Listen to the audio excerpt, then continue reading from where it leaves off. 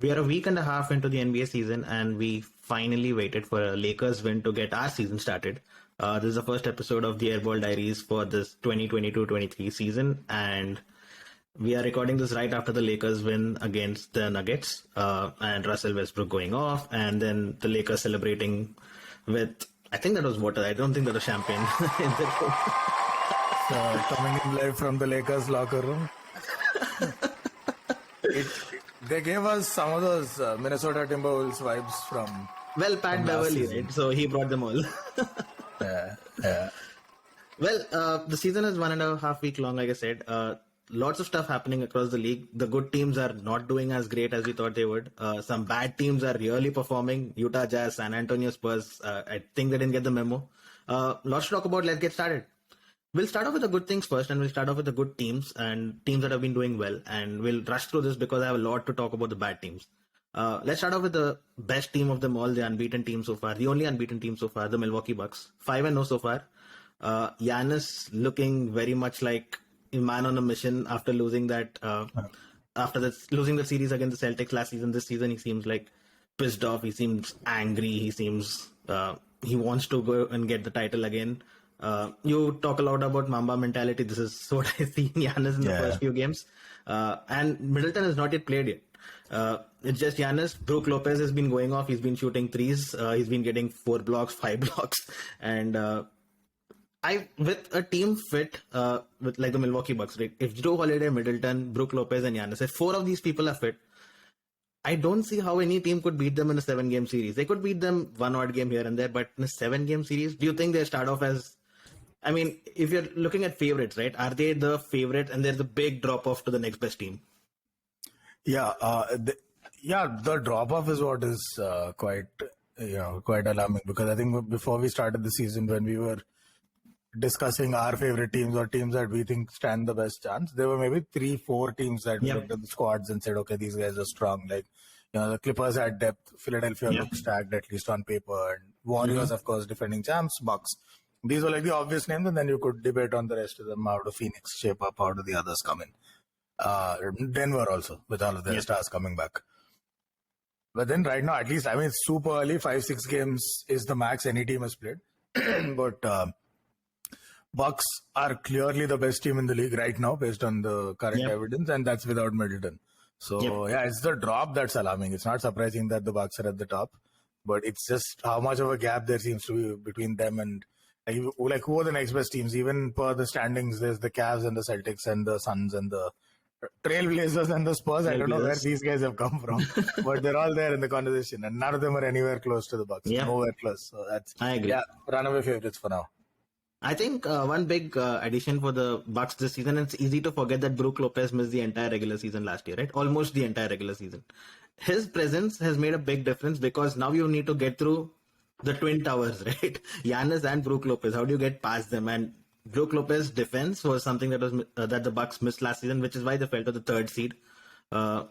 And now he seems fully fit. I don't think that back injury bothers him anymore, and it's difficult. This is what a role player does in a team. I would say, I mean, you look at all these stars and how people build around the stars, right? But I think it's these role players that really eventually help in getting the championship. The stars do their bit, of course. But the role players are so important and so underrated in most of these teams. We saw that with the Warriors last season, how much Otto Porter Jr. helped, or GP2 helped at the end, right? Steph will do Steph things, but it's these smaller stars, I think, that really help in building a championship roster. And I think the Bucks like Tucker, in every championship contender. Miami Heat, they're a contender. Philadelphia this year, they're a contender. Bucks, they won the title with him. Yeah, I agree. Tucker, Jay Crowder, one of them again. The next best team, you mentioned a few. Who do you think would be the next best team? Suns, Pelicans, Trailblazers, Cavs, Celtics? I mean, respecting the current pecking order as per their track record, from what I can see, I know Cavs have the better record, but it's tough to look beyond the Boston Celtics for the second. They really look like... Remove the Bucks, they're the best team in the league right now. The best all-round team. Their superstars keep moving up only in one direction every season, Tatum and Brown.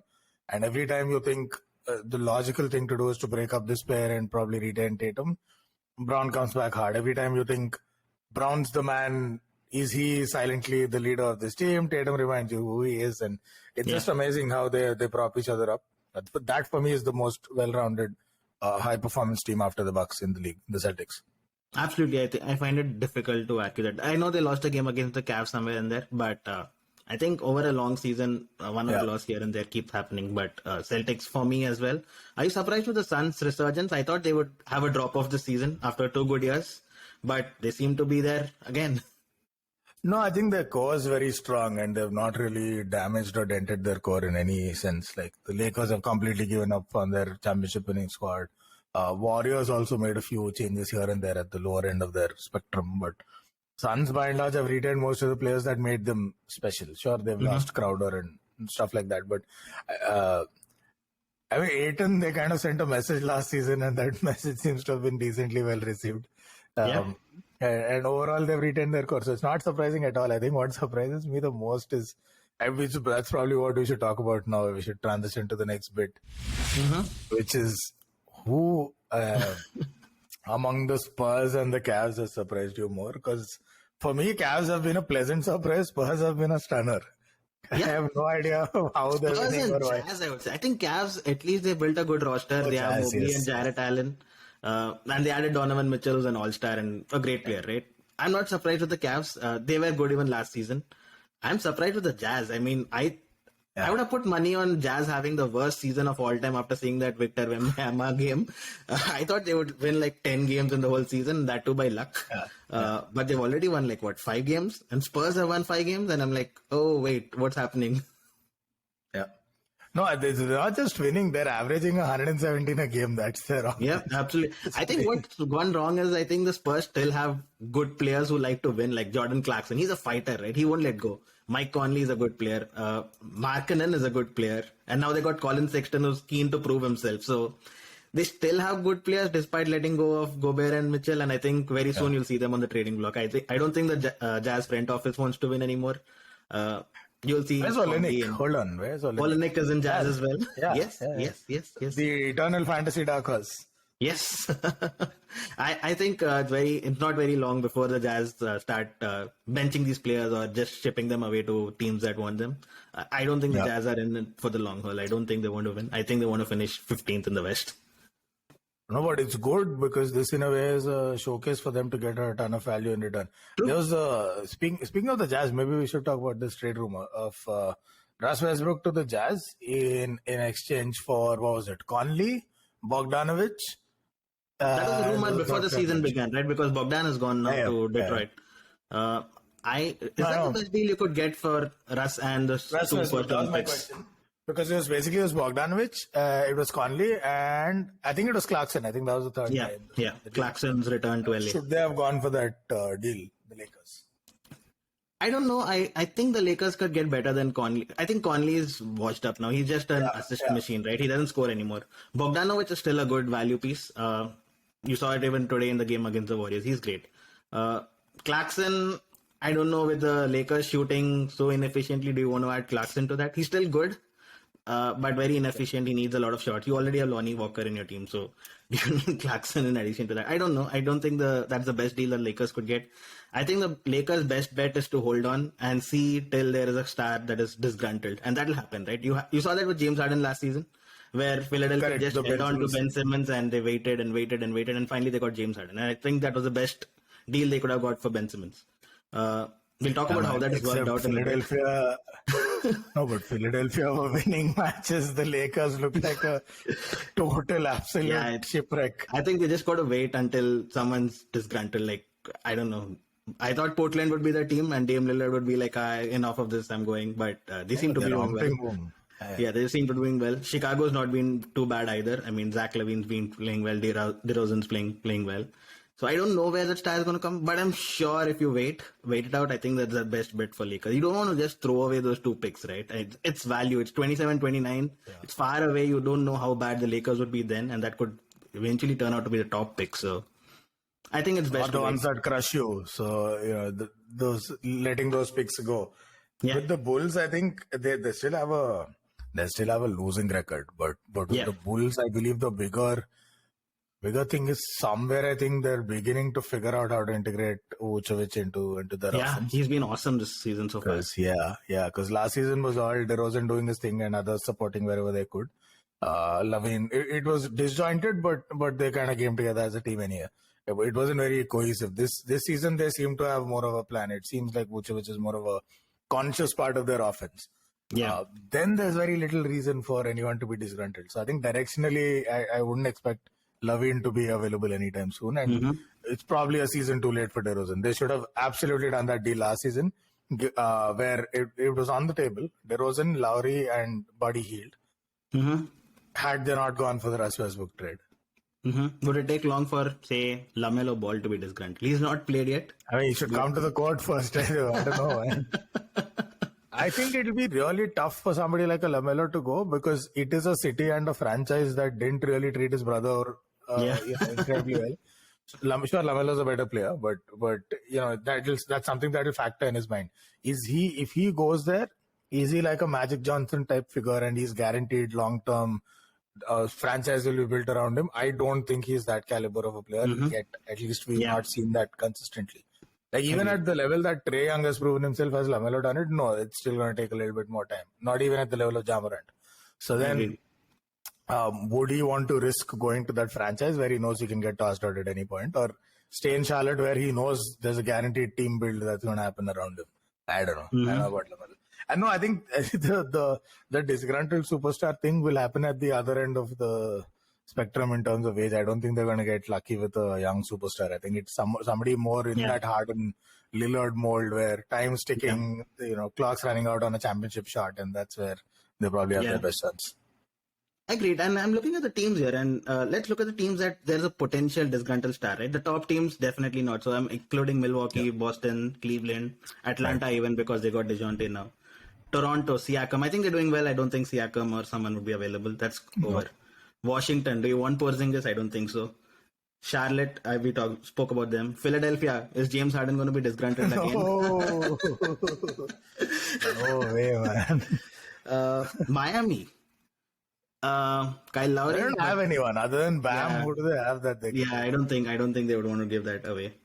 Brooklyn, Kyrie Irving. Now that's realistic, especially given all that's going on with him. Or Kevin Durant even. That's not going to happen. That's not going to happen. Kyrie, my man. 10 days into the season, he started already. Yeah, and that's all. What is it this time? No, anti-Semitism, was it? He's promoting a movie or something that talks about anti-Semitism. Then he's defending Kanye West. He's saying truth cannot be hidden. It's Kyrie Irving, so I don't know. I think he made another statement yesterday or today saying, I stand by everything I said and I don't interact any of them. Yeah, exactly. They really don't need that kind of drama, not in Los Angeles. Yeah. Totally agree. And look at the other team now. Portland are definitely, Lillard is doing well. Yeah. Phoenix are not going to give up their stars. No. San Antonio don't have a star. There's no one left. Yeah, there's no one there. Pelicans have something good going there. I don't think so. Memphis has something Memphis great. No shot. Minnesota no shot. Denver no chance. SGA, your best bet is Shai Gilgeous-Alexander. If OKC says, let's go all the way. Just strip like the one player worth anything in the squad and let's do it in the draft. Well, yeah, that's something, yeah. Man, if they take that route, it really begs the question, will the day ever come where we get to see OKC actually use their picks? Because it feels like I actually like the team right now. SGA is good and they have Chet Holmgren who's not going to play this season. And Josh Giddey, right? So they have a good trio up there and with so many picks, I'm sure you can start building now. I mean, trade some of those picks to get maybe some experienced guys and whatnot. I think now's the time. If they don't go for it now, they're never going to go for it. I think typically, given their style, they would probably upcycle some of those picks by making those picks.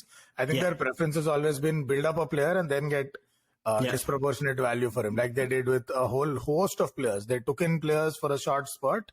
Build them up to a certain level and then ship them off for value. Paul George.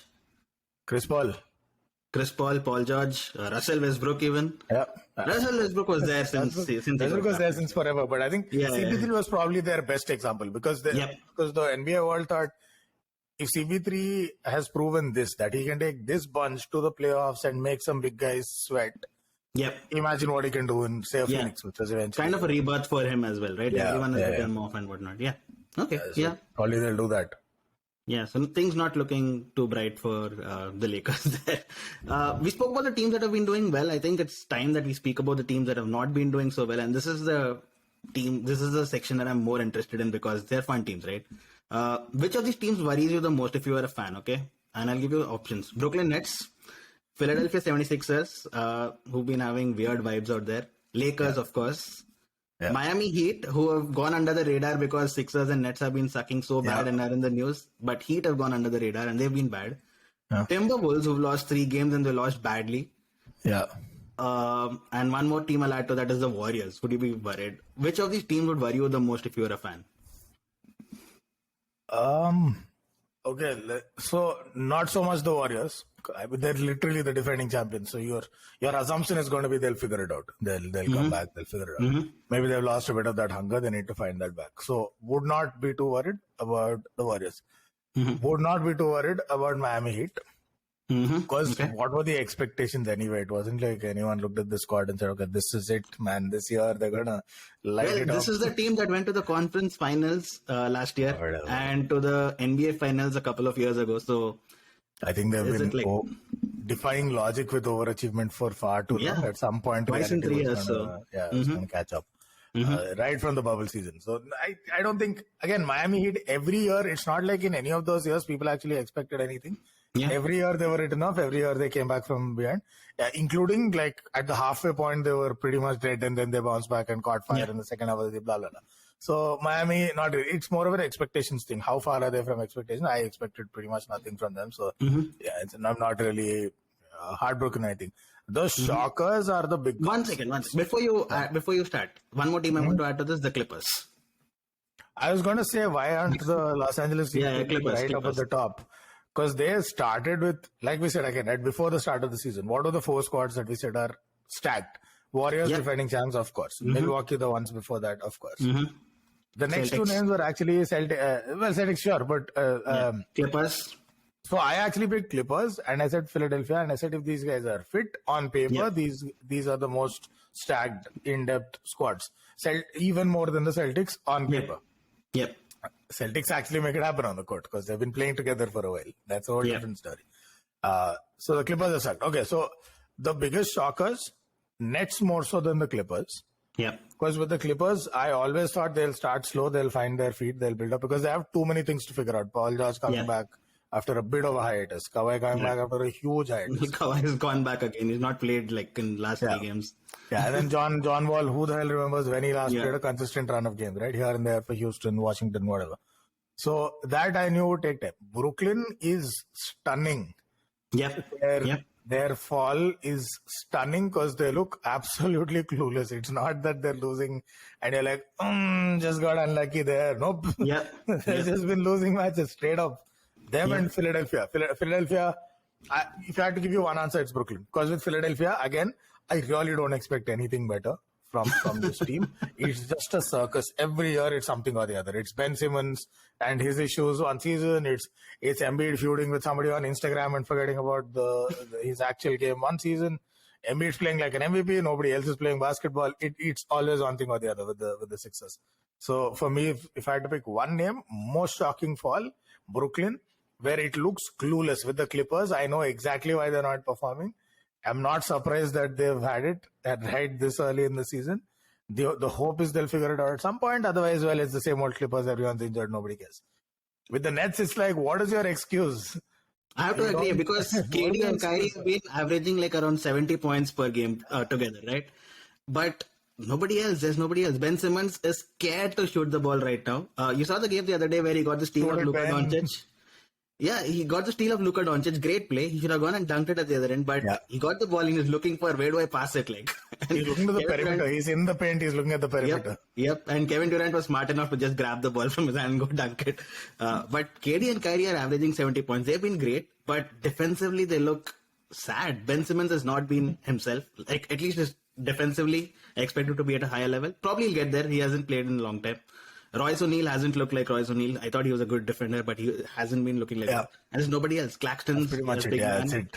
Joe Harris Game can't over. defend. Seth Curry can't defend. So you don't really have players who can defend. Yeah. And same old problems. KD and Kyrie will get you 70, 75 points, but that's not going to win you games. So, in retrospect, that James Harden trade, who do you think won that trade? Because right now, I don't think anyone won that trade, including the NBA. I don't think anyone won that trade. It's a stalemate as of now. James Harden, by the way, it's interesting. The Sixers game, right? The first game, James Harden was on fire. In fact, let me correct that. First half of the first game, he was on fire, right? He scored 25, 26 points. Second half, he fell apart, didn't really care. But what was interesting in that game was, even the second game, James Harden was amazing. He scored like 28, 30 points. What was interesting about that game was Embiid scored 0 in the second half, and he was just watching. And I kind of got a vibe that he was very unhappy with the way things were going. Like, Embiid probably thought that this was his team, and now James Harden's come and taken over the team. And Embiid didn't seem to enjoy it. And then something happened where the next game, everything was fed to Embiid. Like, okay, go score points. He scored 40, and they lost the game. Yeah, it's bizarre. And now it looks like very weird. Like, I don't get happy vibes from Embiid. I thought this is going to be like, okay, I missed the MVP last season. I'm going to come and show everyone why I deserved it. And it doesn't seem like that. Maxey is right now the best player in the team, which is very funny because you have James Harden and Embiid. But Maxey is the one who's really balling out, and Embiid and Harden have been inconsistent. You get bad vibes from the team? Something bizarre going on? Always, every year, like for a decade or so, every year I get bad vibes from this team. Maxey, I'm saying it right now. This is his Jalen Brunson season at a much higher level. He's going to break out. Somebody's going to grab him, or they're going to build around him and toss out everyone else in Philadelphia. Because holy shit, what a train wreck! Unbeknownst to Embiid, while he was gallivanting on the court and chilling on Instagram off it, somewhere, first it happened in the front office, then it happened on the court. Philadelphia has basically been transformed into the Houston Rockets. Everything is built around Harden, everything is catered to Harden, and that was pretty much what those first two games where he played exceptionally well. It was the James Harden show. It wasn't that he bailed the team out, it's just it was his game. There's no team there, there's just James Harden. It's the Houston Rockets game. And I can't imagine it having been a lot of fun for Embiid. So now he makes a fuss. And now just the whole game pivots to feed the big guy. It's stupid. It's childish almost. This is like high school management by the coach. I don't know. It's a whole circus going on right there. The least cohesive team that I can think of in the league right now. And with this Philadelphia 76ers over the last couple of seasons, we've gone around blaming everyone, right? At first it was Ben Simmons, and then it was Embiid not being fit, and then it's James Harden. When does Doc Rivers ever get the blame? Somewhere you think he's to blame? Let me flip the question. Why is Doc Rivers revered? Because if you can deflect him for this long, it's because you've done something which is so good, puts you so high on a pedestal that a whole host of things have to go wrong for you to start getting, for fingers to start being lifted at you. What has he done? He's won one championship. 15 years ago. Yeah. With a super team, pretty much. Everyone says Miami. No, that was the first super team of that era. Boston brought a super team together, and then Miami happened, and then it was because Boston put this together that LeBron realized, देखो, Cleveland में कुछ नहीं होने वाला. I need to put together a super team, and that's kind of how it happened. So, he won that. But what else is he known for? Having won absolutely fuck all since then. Being the only coach to, what is it now, 3 times that he's lost 3-1 leads in a playoff series, something like that. Yeah, it's insane. And then just first principles, gross mismanagement. Like, this is your team. You're the big guy in charge. You're an A+ list coach. What do we get to see? First two games, James Harden just completely takes over the offense. I don't believe for 1 second that was Doc Rivers' offense. That was just James Harden doing whatever he felt like. Okay. Then Embiid's pissed off. Now suddenly everyone's feeding Embiid. Like, what are you doing, man? It's high schoolish decisions. I do not see Doc Rivers taking control of the squad. That's a big, big problem for me because somebody should take control of the squad. And it sure as fuck can't be Embiid or Harden. It has to be the coach. Absolutely. We spoke about the good team and the bad team, and there are teams that have pleasantly surprised, and some of them I want to name, and you can give your opinions about them. The Portland Trail Blazers. I did not see this coming. I thought this was another tanking year for them, and then rebuilding with Dame Lillard or shipping him off even. But Dame Lillard is back, and I'm surprised. I thought he had a whole year off, and I thought he'd be rusty to get back. He scored 41 in 2 consecutive games. Unfortunately, got injured after that, but he should be back soon. That team looks good, and that backcourt combo of Lillard and Simmons is amazing. It reminds me of what Lillard and CJ McCollum had before, but what they didn't have before was a defender or a good defense, right? Now they have Jeremy Grant, who I think makes a big difference. Phenomenal. They also have GP2, who hasn't played yet, but he will come and make a difference. And I think this is the difference between this Portland team and the Portland teams of the past, where CJ and Dame were great, but nobody else was great. What do you think?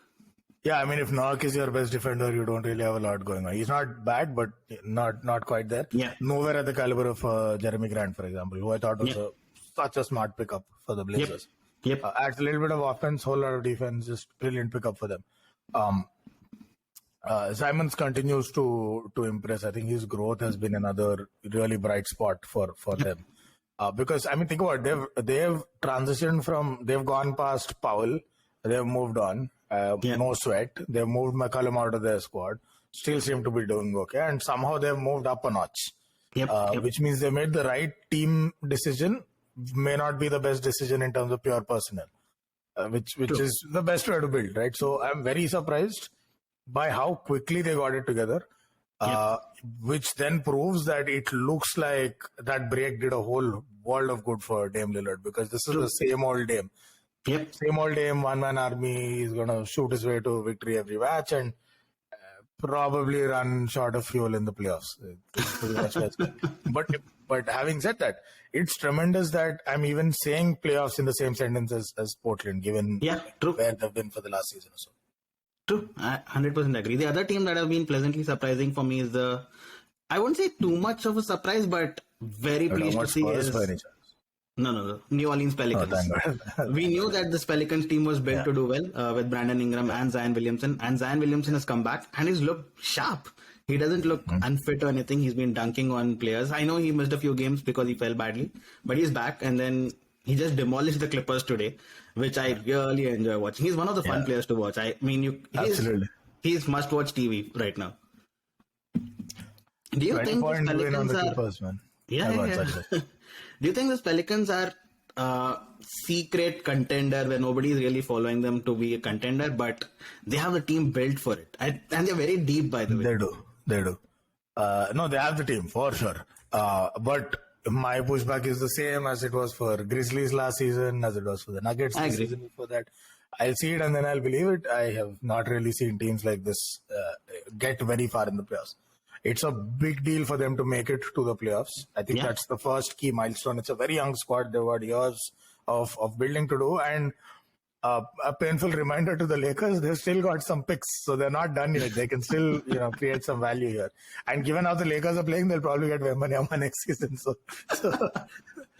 very interesting future ahead. So their first key milestone is go to the playoffs. Make a big splash. Kind of like, let's say, when the Mavs first made the playoffs with Luka. I think that's their first milestone. Go make the Clippers or whoever sweat, and then we'll see. It's the best thing about this squad, forget how well-rounded it is, this, that, or the other, or whatever shortcomings. It's that bit by bit, their squad has come to life. They've not still had a stretch with all of their players that they would like on the court fully fit, right? And they've had their own fair share of transitions. They've moved on from Jrue Holiday to in a different direction to McCollum, the in Zion, out Zion, Ingram in, Ingram out, fit, not fit, blah, blah, blah. They've never once had a scenario where somebody's come back and they're like, okay, that has caused imbalance in the team. How do they need to figure out? Whoever comes back just kind of seamlessly integrates into the whole process. I guess it's their age, but also credit to, egos not taking over the team yet. That's their biggest credit, and that's where probably a lot of credit should go to Zion Williamson, because a lot of players in his position, you can't imagine the kind of egos they'd have of what they should be fed or how much they should be given in terms of role in the team. Absolutely. There are days where he's happy to be the second best guy, where he lets Ingram take over, or some days even let CJ McCollum take over, and he's happy to be that second best guy. Proper team player, right? Very impressive. Yeah, but most days he's the best guy. I mean, whether he likes it or whether he wants it, he is the best guy on most days. And it's amazing to watch. I mean, we've spoken a bunch of times about Memphis Grizzlies, Ja Morant versus Zion Williamson. If Zion Williamson is fit, That's a close call. I won't say Ja Morant is bad by any stretch of imagination. It's a close call always. But the only thing is Ja Morant plays more games. No. So actually, if you flip their places, okay, Ja Morant is the number 1 pick, Zion is the number 2 pick. So then the Grizzlies get Zion and the Pelicans have Ja. And I have no question in my mind who goes further in the league. Who goes Like further? right Ja now, Morant? I'm pretty sure the Grizzlies are damn strong. Put Ja in the Pelicans, take out Zion. They're borderline contenders. It's only their inexperience that holds them back. So far, I still hold very steady that is Ja. He was almost in the MVP conversation, man, last season. Zion still got to play games, right? He just gives you flashes here and there. No, I agree. I mean, right now, if you have to judge now, I would say Ja Morant is definitely way ahead. But I think if Zion keeps playing On and potential? fit, Sure. on potential, yeah. Sure, yeah, Amazing but I goal. just scars of Derrick Rose. I just can't go on potential alone until these guys actually. So it's too many times, right? That's what I mean. I didn't watch a lot of Greg Oden in college, but when KD was not the number 1 pick, and I'd seen KD bits and pieces here and there of highlights from his college days. When he wasn't the number 1 pick, I'm like, who is this Greg Oden guy? And genuinely, if you go back, play those tapes of back then, what people were saying, the scouts. The general consensus was Greg Oden is really that guy, like number 1 pick, 7 foot, whatever. What happened? Then that's it. Career washed out, injuries, blah blah blah, and the league never really got to see the Greg Oden that was promised. So with this size and physicality type of game, there's 1 or 2 Shaqs and Durants, but there's a whole ton of Odens and other stuff that guys just get injured and take themselves out of the league. True. One last team that has surprised me the most, not surprised, but really good to watch is the Cleveland Cavaliers. And also want to include the Atlanta Hawks in there. Both these teams, right? Great backcourts, Garland and Mitchell. I know Garland has missed a bunch of games, but Donovan Mitchell has completely taken over. Him and Karis LeVert the other day against Boston Celtics. Phenomenal. Scoring 41 each. Ooh, Donovan Mitchell looks like a man on a mission. Like, he just shows that, put me in a place I'm happy and I'll show you how well I can play. Yeah. He definitely seemed unhappy last season at Utah, and now he's like balling out, just highlight reel after highlight reel. It's been fun to watch. Should they have kept him if they were going to get rid of Gobert anyway, Utah? Because it looked like that was the big bone of contention there. I think Donovan Mitchell wanted to move. I think he wanted to go somewhere else. I think he wanted to go to New York, but that didn't happen. But I think Cleveland's the next best bet. And I love this Cleveland core. They're not contenders this year, but very soon they will be. I mean, they will be here. Yeah, I love that duo of Jarrett Allen and even Mobley. How do you get past those 2 7-footers, right? They were super exciting even last season, right? And then effectively what they've done is they've upgraded Sexton to Donovan Mitchell. Yep. That is an upgrade, undeniably. So 100%. That's a lot of fun to look forward to. No, it's an amazing squad. Very entertaining. They're sort of the Grizzlies of the East for me. It's a lot of fun to watch. Unless LaMelo's playing, these guys are the most entertaining young core in the East. Have you enjoyed watching the Atlanta Hawks with Trey and DeJounte in the backcourt? Surprisingly, they've made it work. I don't know how. Now I'm kicking myself. I could have taken DeJounte Murray in the fantasy league draft. I'm surprised too. Yeah, I'm like, how are these two guys? Because most of the points come from assists in fantasy again. Fantasy league. Both of these guys are assist machines. That's their primary claim to fame. Yes, they drop a ton of points and they can shoot the 3. But that extra, that fillip comes from their assists. And they're both putting up stats. They're both getting near triple doubles. I don't know how they're making it work, but they're making it work. It's pretty phenomenal. Yeah, I think DeJounte being a good defender really helps because Trey can't defend. I think DeJounte being a good like if you put Donovan Mitchell and Trey Young together, right? That won't work because both can't defend. But I think DeJounte being a good defender really helps the team. Which I'd be a little bit insecure if I was Trey Young. Because DeJounte is a better all-round package as big of a star as Trey is. Yeah. I don't know. It's unfortunate, although that my man Kapala has been screwed in the process. I'm getting no returns from him in my fantasy league squad. It's quite unfortunate. Pray for me, guys. One thing that I've noticed in the start of the season is the stars have really come out, and from the word go, they've been shining, right? Like, look at Dame Lillard, look at Ja Morant, Luka Doncic, Anthony Davis, right? LeBron, just Giannis, Steph Curry. Everyone's like averaging 30 points already. is there something that changed? Is it like a year? Yeah, where the defenses suck. What is up with the like? No, really, there's a whole bunch of teams that aren't defending the way they should be. Warriors had the worst defense in the league a couple of games ago. And the Lakers are the best defense. Beat that. Yeah. I don't know. Are they still? They were at least. Yeah. They were. I don't know yet. I don't know if they're still. But it's been great fun to watch all of these stars go out and get 30, 35 every game. Luka Doncic has been averaging like 36, 37 already. Giannis is averaging 35 almost. Steph is putting out 30 every game. KD is getting 27, 28, but unfortunately not on the winning team. Dame's in the mix again. He's Dame's in the mix. Ja Morant, I think he's definitely in the conversation for the MVP. He will be in the conversation for the MVP races. It's been fun to watch. I think Memphis is one team that they will be in the top tier in the Western Conference for a long, long time. And it's pretty evident the way they play. Without Jazz not shooting, Desmond Bain goes off. Desmond Bain doesn't do well. Dylan Brooks has a big night sometimes. And that team is so much fun to watch. Any early predictions from you? Anything. It can be random. It can be winners, losers, anything you expect, any big trades. Who will win it all? Anything. Random prediction. Yeah, Go wild. There has to be a Russ Westbrook trade at some point. I just hope it's more of a prayer than a prediction, but I hope it happens. We really need to make something happen. It's just a few good games. All it takes is a few good Russ Westbrook games for people to say this is the right time to trade him. My fear is a few good games, and people are going to say, "Hey, it's working. It's finally working. Let's continue this." That should happen. That's my heart's greatest desire. I think the Bucks are going to continue playing well, barring any injuries. I think there'll be a tour de force in the East and next to impossible to contend, especially seeing the shambles that the rest of the big teams are in. The teams that are playing well and the teams that are likely to continue playing well, like the Cavs, I think can sustain this. I think Celtics can sustain this. Celtics are the only ones that can even scratch the Bucks. I think it's a no contest in the East outside of them. Brooklyn were there for a wee bit here and there, but now they've just kind of, KD shouldn't have toed that line because that's it. That was their best chance. So the Bucks very clear from the East, right? Who's going to show up for them in the West? Whoever it is, I can't see them taking down the Bucks if the Bucks are fit. So for me, the biggest prediction is Bucks should win it all. Whether they win it all or not depends on fitness, but if they're fit, they should win it all. Agree. There is a Westbrook trade at some point in the season. The universe needs to make this happen for my sanity, and that's about all I care. I agree. It's hard to look past the Milwaukee Bucks at this moment. Doesn't matter who comes from the West. I think the Bucks are too difficult to beat. The best team in the West has to be the Warriors. Currently are not. They've lost the 3-4 after 4 consecutive losses against Charlotte and Detroit.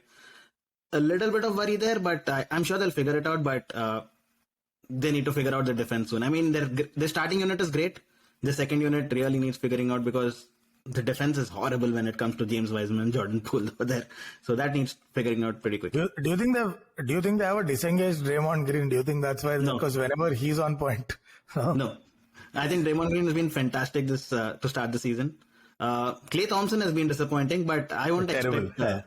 I mean, I'm not too worried about Klay Thompson. That's the way he plays. He has great nights and he has bad nights. I think the difference is that you got to realize that Klay Thompson is no longer a top tier player, but he's still a very good player. He's still a valuable player, and you saw it in the playoffs last season, right? So I won't be too worried about Klay Thompson, but I know that he's not the player he was like 3 years ago. And that's fine. And that's fine. But I can't really predict who will come out from the West at the moment. Quick closing predictions. MVP, Luka Doncic. It's got to be him this year. I think he's started off the season really hot, which has not been the case in the last few years. So I think it's got to be Luka. And fit. Let's start with that. He started off fit. He has the highest usage rate in the league. That's going to be up there because there's no second player in that team, right? So it's going to be Luka Doncic. I can't. Technically speaking, I think Giannis should be in the conversation, but I don't think he'll get votes. Jokic should be in the conversation. He won't get votes. Steph might be in the conversation. I think Jokic, I agree. Fatigue has to kick in. I mean, it's only fair. It kicked in for Giannis when Jokic won the first one, second one, whichever. But my hot take is Giannis will win one this season. I don't know if Luka will sustain it all the way through. Okay. Giannis will win one this season, mostly again on max stats because he's not going to be needed to play as many minutes. Yeah. And I think that's about it. Like Giannis will see a plateau after this, the same way LeBron saw a plateau after 4. Wow, Like, it's not going to LeBron matter was- what he does. Mhm. Yeah, because he's going to go into an echelon where Right. it doesn't matter what he does, he won't even be considered.